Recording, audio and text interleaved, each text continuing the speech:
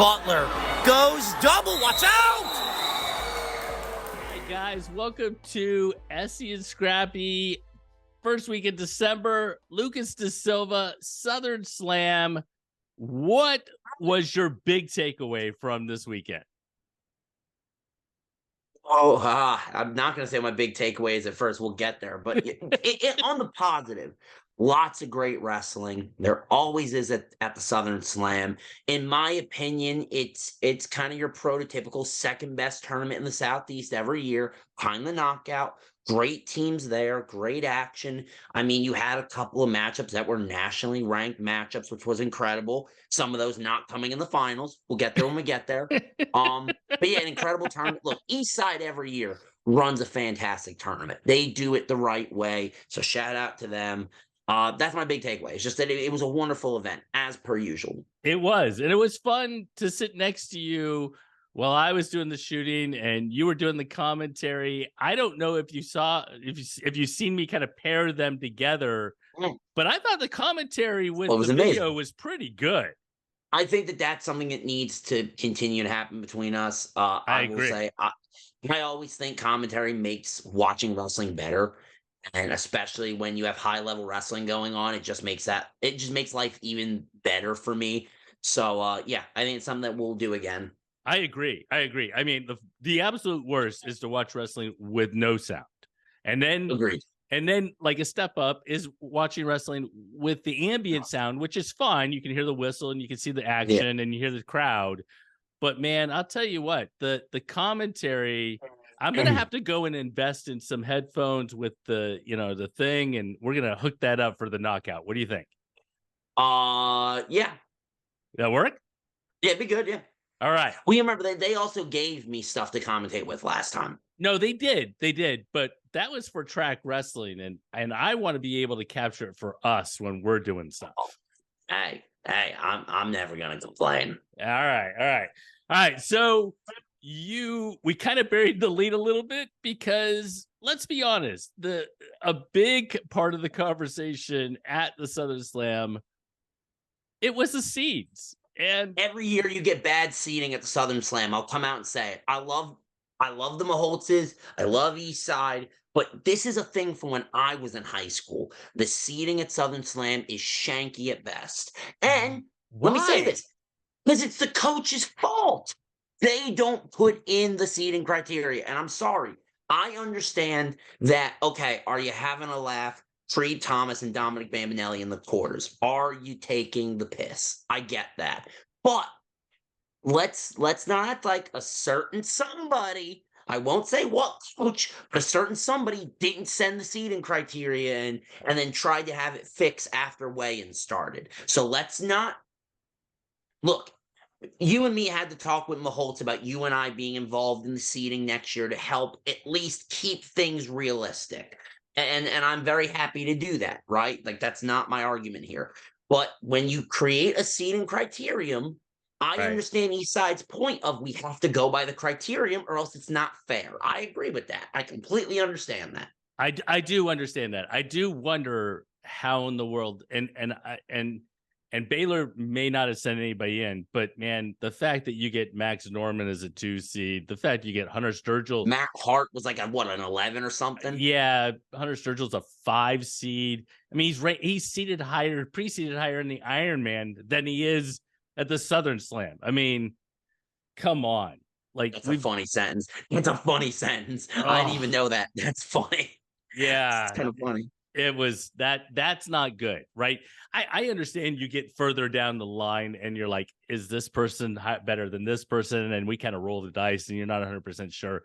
But nationally ranked kids, that should supersede that situation. So I think I said it to him. I was like, when me and Jason, if we overlook it, I'm not going to get pedantic over a 9 that should be an 8.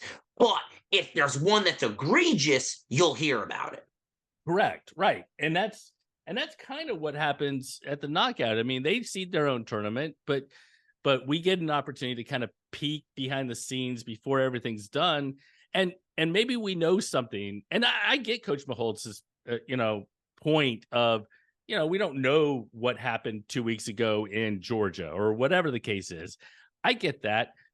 But, having Dendy and Norman wrestle in the second round of the tournament, doesn't make any sense. Agreed. No, So, it's one of those things where. All right, let's not belabor the point. Let's get to some of the action from this past weekend.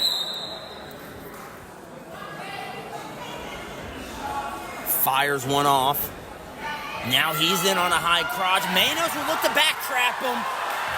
Kind of a chin whip. There's the takedown. Now some backs. Looking for the fall is Nate Manos. The crowd goes wild as a full set of 3, and we are all level at 7. And there goes the period. We will go to overtime. Eastside High School, down late, finds a lat whip almost, and pushes it to overtime. Remember, both guys have a stalling. That's big to remember at this point in the match. First score wins. Looks for another drag, doesn't get it to go. Manos fires a half shot off, drags around again, no score. There's the takedown. And Mills gets the win in overtime, 9-7. You talked about the finals being super interesting and everything else. If you were to pick out one finals match that was the most, let's go most entertaining, the most entertaining one. Oh, so I'm going to have a real wrestling savant answer. I don't care. Argue with your mother. For me, watching Nate Askew and Blue Stifler for 6.5 minutes fight for hand placement from it being here to here, for me, as a wrestling guy who only cares about the art of the sport, I love that match. It was incredible. Stalling on Askew could be really, really critical to remember.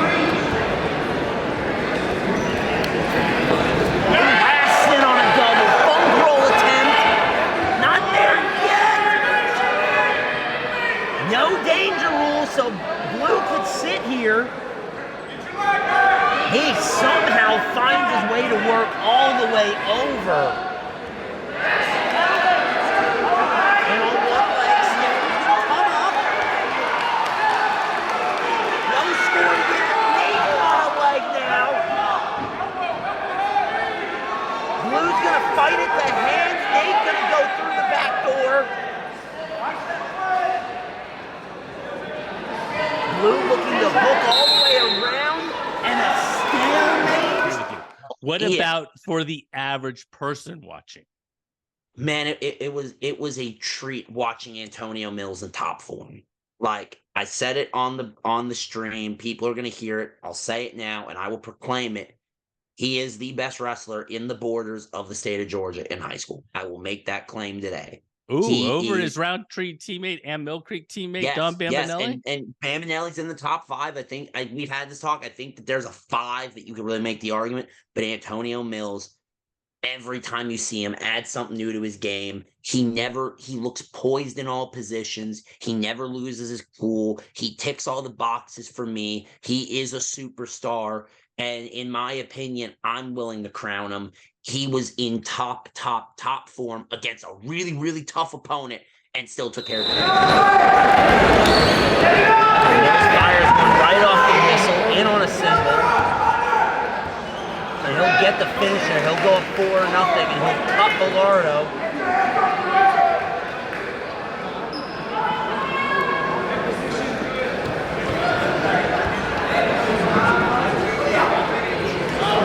Good. Mills gets the takedown. Gonna look for some backs. Almost had a cradle locked up momentarily. I agree. Bilardo almost had him. Almost had him. Yes. But Roman Bilardo fought his tail off for every position, but when you got a guy like Antonio Mills, sometimes your best is just not enough, and it's nothing against you. He just on his day, I don't know if there's a lot of guys that I would pick over him on his day. I don't know. All right, so let's finish the Southern Slam conversation with the team race. Everybody's going to have this conversation. I'm getting ready to drop probably when everybody's watching this. Maybe they've already actually seen it before we have this conversation. But everybody's going to talk about, well, we were missing our football guys, or we were missing these people, or I don't care, right? You went to the tournament, you competed, you wrestled. It is what it is. Buford came out on top. Baylor was second. Eastside was third. Mill Creek came in fourth. Pisgah was fifth. Was that a surprise? Like, what do you think? Am I surprised? No, I mean, I think that those were the five. I think the 5 or 6 best teams at the tournament wrestled it out, and I think it fell the way I thought it would. Other than Buford and Baylor, I mean, I said it on the pre-show. I thought I had the two of them flipped from how they ended up finishing up. But beside that, I mean, I think it went about the way I thought it would. Yeah. So, do you agree with me in that? Who cares if so-and-so is missing or this person's missing or whatever? I really don't care.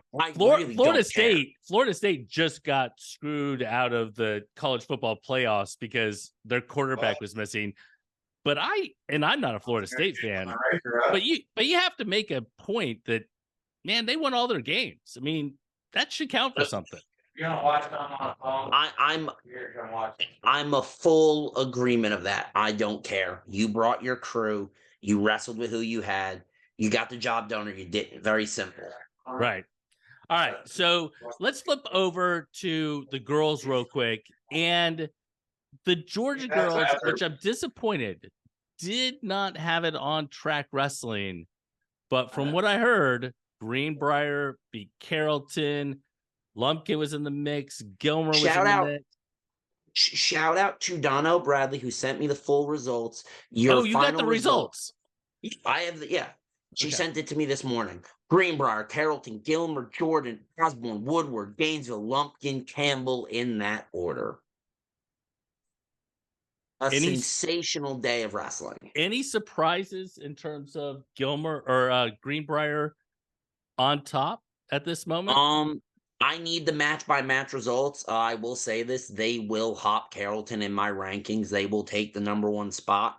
Not really. I am very surprised with Gilmer's performance, a 4-1 performance on the weekend. Their singular loss coming to Carrollton via 3. I think that Gilmer is a lot more. The girls' division is the Wild Wild West, man. Like, Gainesville is a contender. Columbus, who wasn't there, is a contender. Woodward on their day, Lumpkin, Carrollton, Jordan, Greenbrier, all of these teams on their day very well could win a state championship. So I am fascinated to see what goes on. And that is not only true in the state of Georgia, it is true in other parts of the Southeast. Oh, is that so, Jason? I think Cleveland is still the team, and I think Daphne is still the team in Alabama, and 2 of the top teams in the Southeast. But we saw at the Lady Clash of Titans in Florida, Matanzas, who was the number 3 team in the entire Southeast, I think they took 5th. And South Dade, man, South Dade looked great. Flagler Palm Coast was 2nd. I think the same thing holds true in the state of Florida, that matchups matter. The teams are super close, and it will be really interesting to see how it all plays out as the season goes. I'm going to say something that might get me canceled, but I'm going to do it anyways. Here's why. The girls are younger. As a whole, the development of girls wrestling in the Southeast is young. It's fantastic because we see all world level girls come out of Southeast. You have girls like Piper Fowler, Mae Prado, Evelyn Holmes Smith, Maya Beth. I go on and on. You have wonderful girls in the Southeast that are growing. However, these teams that are filling out their numbers, some of these girls are brand spanking new. Screw being green. They don't even have the horns yet, let alone being green. They don't even have horns yet. So if they wake up one day, they may wrestle like a world beater. They wake up one morning and they don't. Right. And it's kind of one of those things where that is probably how it's going to be. And I think that's what makes the girls division so exciting is come state duels, who has their day. That's all that matters. Who has their day. And come the individual tournament, it goes day by day. It's gonna be who has their weekend. And depth matters. Depth matters. That actually, so that's what I think makes a team like a Greenbrier, a Carrollton in Georgia, in Florida, a Matanzas, a Freedom so special is their depth and their consistency. Take looking at Cleveland, Daphne, Enterprise, etc. The depth and their consistency in their girls is the most important thing there. All right, so let's do a quick recap of some of the other things. Stuart Shea saw Summit win up in Tennessee. It was a good tournament. Summit jumps a little bit in my latest Southeast rankings up. H-Town Throwdown down in Hialeah in Florida. Southwest Miami, edges South Dade. Now, again, we can make the point. South Dade didn't have Sawyer Bartell, didn't have their heavyweight because they're still playing football or whatever. But at the end of the day, this is what we have today. And at this moment, that's how Southwest performed. It was fantastic. There were some good matches. Dalton Carpet Classic, like everyone else in the Southeast, had track wrestling problems. It was just one of those days for track wrestling. You know, I'm going to say this to schools as a whole. Don't use track wrestling or flow. At this point, I would rather you do paper brackets and then post them later on. See, no, if you have issues and you know that your school might have issues holding up, do it on paper and post it later. Yeah, but actually, Eastside didn't have any problem with that. Mayholtz had exactly what he needed. He knew if track goes down, this is how we're going to do this. This is how we're going to finish this. This is how this is going to be handled. Why it was 10 minutes and they were going. Which is why it makes an event like the Southern Slam so special, because they did. Not a lot of people do. That's what I'm saying, is if you have the ability to be able to work on the fly. I mean, look, they've been running this event at least over a decade, and they've done it well the entire time. I'm not certain. I'm not certain that a lot of places, I mean, I guess in Georgia, because so many don't use track already, maybe they already know how to keep score. But man, I'll tell you what, as a coach, I would have kind of leaned on seeing that score and everything else and knowing what was going on, as opposed to, you know, some sophomore in high school who's talking to some girl trying to keep score of what in the world's going on. Oh man, who knows what in the world's happening? That's fair. I can see that. Like, I'm not arguing. It's one of those things where, like, for me, especially dual tournaments, man, just paper it and then post them later. Like, hey, for reference, ladies and gentlemen, if you want to see the Don Silva Memorial Duels, you come to the event. And if you don't, I might live stream it, but you're not going to see scoreboards on track. No, I'll post it on the website after the fact. And it's just easier. We'll have a conversation about that. Cool. All right, whatever. Maybe not. All right, so let's move on to the knockout. The next, I mean, there's a lot of big events, and we're going to talk about some big events here in a few minutes at the end of the show of upcoming and this coming week. But the knockout is, I think, without a doubt, the single best tournament in the Southeast. And we're going to do a little bit of a team reveal. We're going to talk a little bit about a few of the teams that are involved with this coming year. So, of course, 8 of the teams won a traditional state title last year. 8. That's nutty. That's nutty. And what's crazy about the 8 that won a traditional state title last year? So Woodward, Jefferson, Lovett are 3 of your Georgia teams.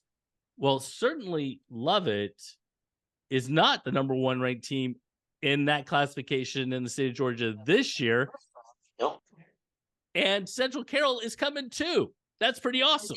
But go even beyond that. Like the swath of Georgia talent coming. You have Buford, they're coming. South Effingham, they're coming. Pass, the Colonels, they're back. Central Carroll, we already know. Pisgah, the Pisgians, they're on their way. The Mill Creek Hawks will be in attendance. Ola, they're there. Ringgold, they're there. Booms, Vidalia, Greenbrier, Columbus is in attendance. Flowery Branch will be there. Group, St. Francis, West Lawrence, Colquitt, Walton. Good God.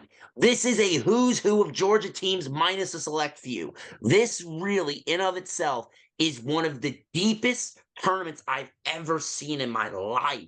Beyond the high, like take away that you're 8 champions. Go beyond that. Like, good gracious, this event. Yeah, no, I agree with you. And it's gonna be really interesting because I mean, we won't have Lake Highland Prep there and we won't have Camden there, but otherwise, we've got, like you said, you've got Buford that's coming, you've got Cleveland, Tennessee, one of the top programs, South Dade, Lake Gibson, Tampa Jesuit. I mean, All Westo, three state champs in South Carolina coming. all 3 of Florida State champions will be in attendance. Yep. With That defending in state of champions, itself is right? crazy. Yeah, no. That's a crazy thing to say. All 3 of them, Dade, Gibson, and Jensen Beach, will be in attendance. All right. So let's jump on to a couple other names. I mean, so it's easy to kind of go through the list, and we're going to post all the teams on SC Wrestle just so you guys can go check out kind of the list of everybody that's coming. I mean, we're including Southwest Miami and Somerset, Thompson and Alabama. But I also like the fact that there's a little bit of flavor, right? There's a little bit of flavor that we don't normally see. For me, I think we could epitomize it as such. We got some Cajun flavor coming in Archbishop Rummel out of the swamp, out of Louisiana. You got some good old Texas barbecue, Houston West Side coming. If you don't know who Houston West Side is, they're a 6A squad out of Texas. Really, really solid program. They're always a top 10, top 5 program in Texas 6A. You got some Alabama flavor like you talked about. You go up the coast a little bit in Chilhowee, Virginia in attendance, Kentucky. It's just, this is going to be a fantastic year for the knockout. Like it seemingly only gets better and better every year, and this year is no different. Well, and we talked about some of the teams, but we also some of the teams. So I'm going to say Miami Southridge, right? Who may not be in the team race, but Frederick Mitchum was like 5-2 at Super 32, right? You got Kavarius Liddy, who was a returning state champ in the state of Florida from Buchholz High School. Buchholz probably won't be in the mix as far as teams go. Flowery Branch with Seth Larson. Right, exactly. You're probably not going to see the team necessarily in the race, but man, I'll tell you what, the individuals, and we're going to get to this the week before the knockout. We're going to do a preview talking about those specific potential matchups. So, anything from the knockout from last year that stuck with you that you kind of are forecasting or thinking about for this coming year? Nothing directly that I'm forecasting. Obviously, there is still some question of. I mean, look, teams still have a couple of days to get in. It's not a closed event at this point, so that's a big thing to note, is that there might be 1 or 2 teams that, when we saw it last year, a couple of teams slipped in at the buzzer to get to the event. So there is still some possibility. I've heard rumblings of Carrollton coming back, really? Which means okay. I've heard rumblings. I nothing concrete, but I've heard the rumors. There's a couple other Georgia teams that I've heard, we want to get to the knockout. We're going to try to maybe make it happen. Just as a whole, it's always fun to see Florida's best and Georgia's best go heads up. That's always fun for me. So yeah. I'm excited for that. Well, and one thing I'm glad you brought that up is that the thing before, which is it is still open, and the girls' side it's not a sanctioned tournament by the FHSAA. So, I mean, really anyone can come, whether your school is coming or not, on the girls' side. And what we saw last year is we saw a very tough Reiner from West Virginia drop in because she wanted some matches. We saw Zeo Estrada come down from Hilton Head in South Carolina. We know Cleveland's coming down from Tennessee. Does that mean we see Piper Fowler? I would love to see a couple of these teams kind of drop in on the girls' side, because I think the girls' brackets could be just unbelievably good. They can be sensational come the knockout if everything goes the way it should. There are certain Georgia teams. I'm not going to name them because obviously people know who I have ins with. There are some Georgia girls teams that have made it clear to me their full intention is to be at the knockout, and if they do, in the words of OOC from OSW review, me meow indeed. That is a pro wrestling review podcast. If you don't know what it is, it's three drunk Irishmen and they are incredible. Go watch them. Is they that are true? fantastic. Yes. What's it called again? It is OSW review, old school wrestling review. It is three Irishmen that they watch old school wrestling and they make the absolute fun out of it. It's incredible to watch them. Go check them out if Are you we don't. talking about like old school wrestling, like Jimmy Superfly Snuka like and all of that? The first 40 episodes they did is they did every pay-per-view of Hulk Hogan, the Hulkamania era. They started like WrestleMania 1. They went all, I want to say they went to like WrestleMania 15 or some nonsense. They're incredible. Go watch. They're just fun to watch. Is it just fun to watch? Oh my God, it's a hoot. Whether you like pro wrestling or not, it's just fun to watch.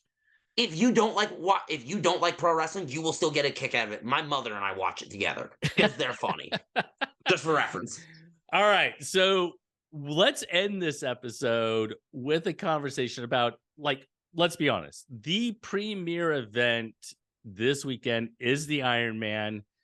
Before I get to the Ironman, I kind of led with that, but I want to actually touch on Matt Scouts just dropped their top 50 teams heading into the Ironman.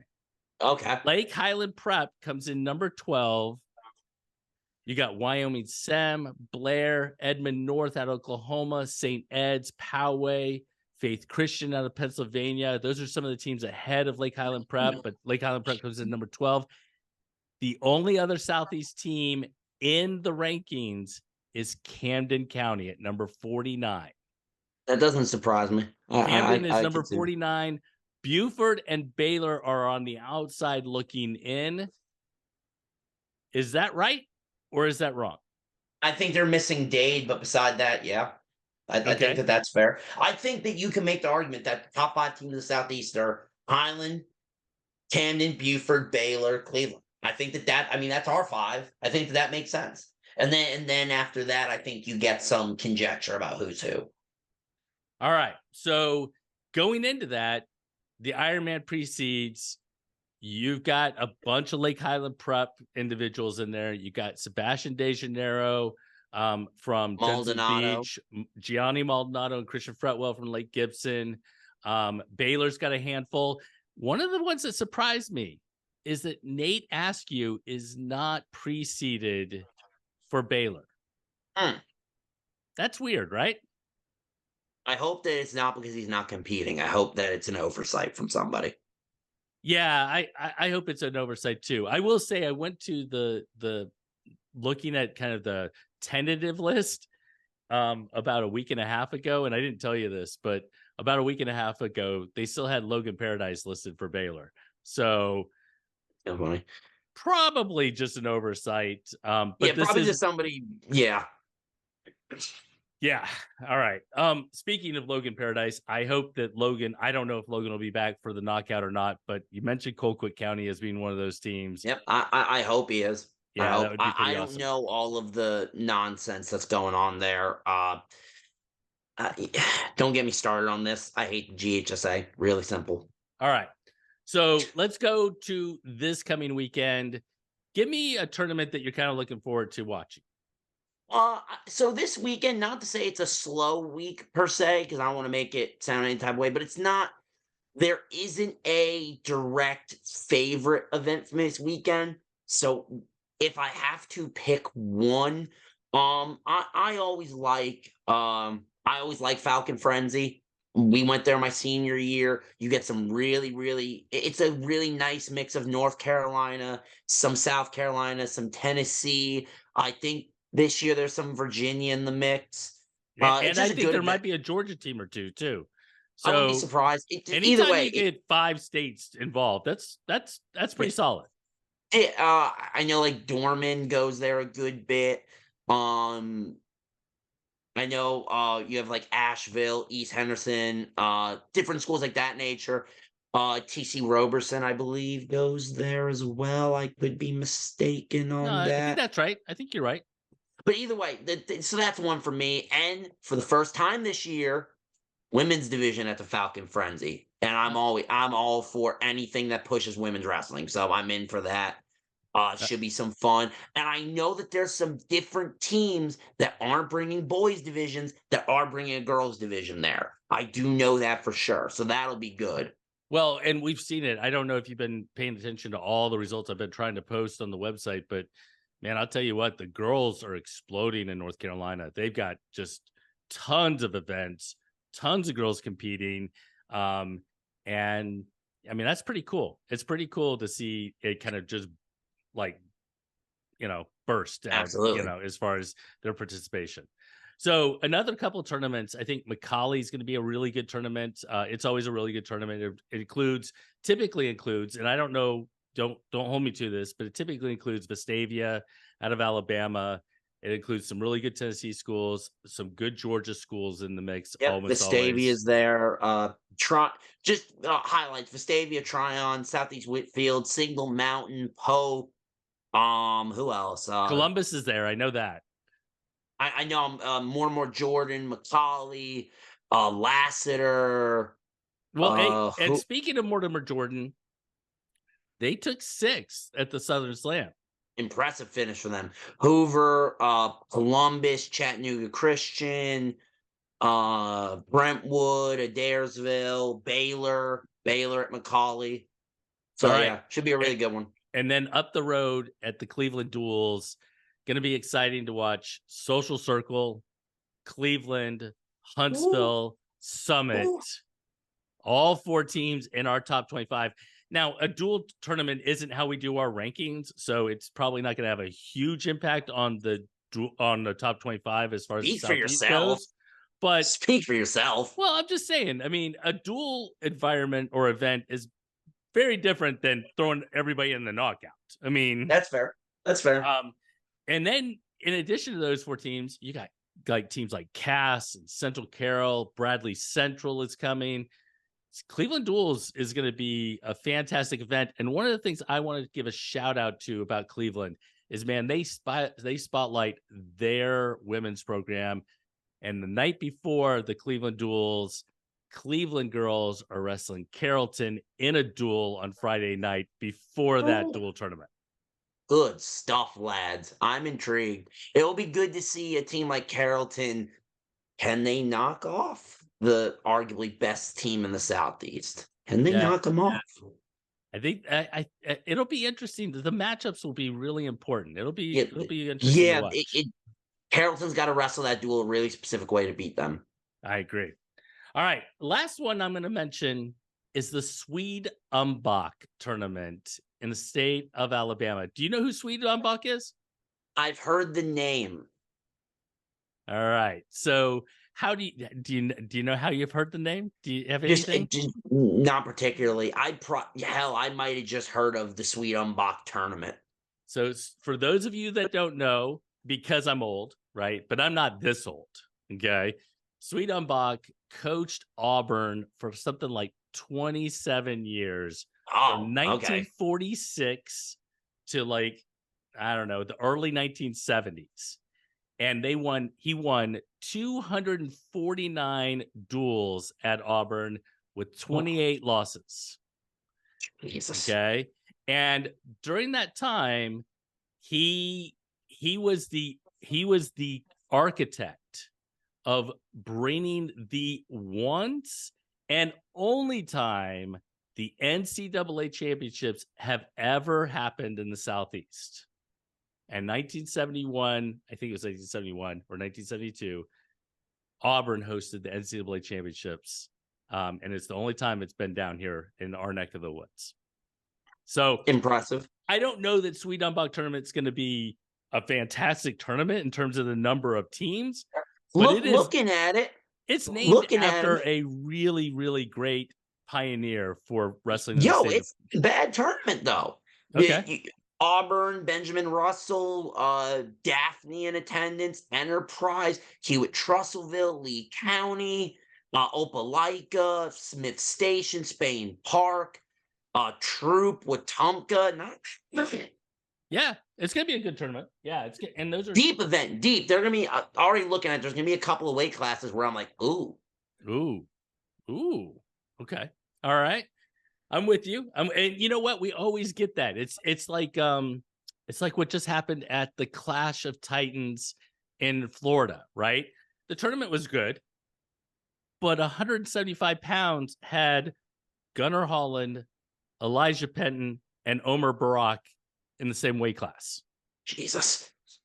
Right? So that's when you go, oh wow, like these are the. I mean, not that I'm knocking 126 or 132 or any of the other weights, but man, you get 3 nationally ranked guys in a December 1st tournament or December 2nd tournament. Woo, that's pretty cool. Bad. You know, in the same weight. All right. So 2 parting shots to end this this week's episode. Number 1, we saw a little bit of teams dropping out of events, teams not attending. We saw it at Southern Slam. We thought we were going to see certain teams. We didn't see some teams. I know Cleveland Duels thought they were going to have a couple teams. They're not having a couple teams. I've had other tournaments reach out to me that said, hey, we had a couple teams drop out at the last minute. Thoughts? I'm not really a fan of it. I mean, I'm always going to want guys to wrestle, especially if you commit to something. You know, if unforeseen circumstances, it is what it is, but it's for sure not something I like to see. Yeah.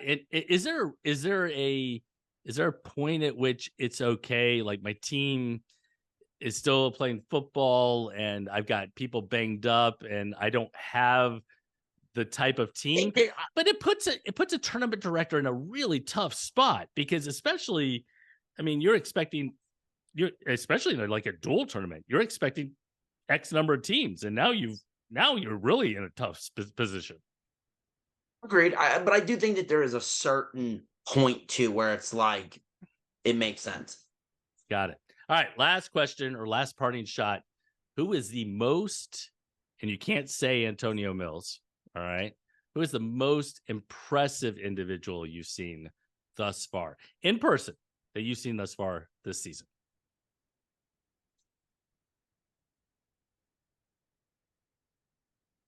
Max Norman's looked really, really good. He's looked incredible, bro. I'm gonna say Max Norman. He's looked sensational. Like just always adding stuff to his game. So I'm gonna go Max Norman. You know what? I love that pick, but I'm actually gonna go maybe a little bit with, and not the most impressive person I've seen this season, like thus far, but one of the people that I was super impressed with at the Southern Slam was his younger brother Titus Norman, who won. Didn't he beat Mayholtz in the finals? Yep, beat Mayholtz. Yep. And he wrestled tough. Like he got down in a couple of matches, and he fought his way back to be able to win some tough matches. So I don't want to say like I'm like putting all my chips in on, you know, because he's still super young and everything else. But I love to see those type of performances. Agreed. All right, man. Any final parting words for you? Shout out to the boys as we go wrestle Emery and Henry this weekend. Tomorrow they leave. Then we got Truett McConnell in the windshield, and then Midwest Classic. Oh, and that's a good tournament. Great D2 tournament. Yeah, for those of you that don't know, check that out. Speaking of which, before we end, Carolina, what was the tournament for? That Carolina Clash, yeah. Do we know anything from that? Was Emmanuel there? No, we weren't. Okay. I tried to look it up, and I didn't get to see it, so I was just curious. But here's all I know about the Midwest Clash. Or Midwest Classic. Someone might just come up there looking for a fight. Are you going? Wait till the brackets drop. You better tell me ahead of time.